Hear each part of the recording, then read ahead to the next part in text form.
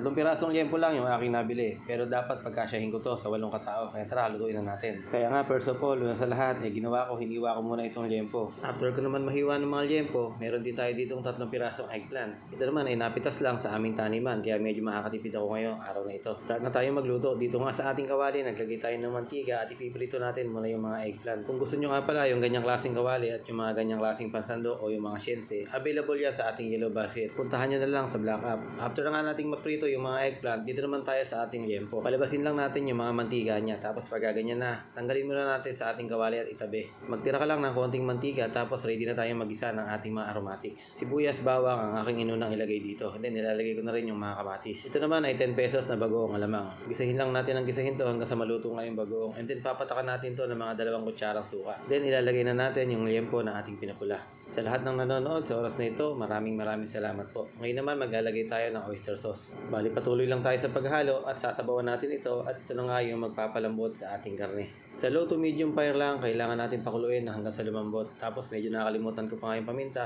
nilagyan na rin natin ng siling pula. At tinikman ko naman bago matapos yung ating pagluluto. Then inilagay ko na sa ibabaw yung mga eggplant na ating pinarito kanina. Sobrang na-miss ko talaga yung binagoong baboy na may talong. Kaya naman tara, kain na tayo. So sana nagustuhan nyo yung ating video ngayon at maraming salamat sa mag-share, magko-comment at mag-like. Love you all!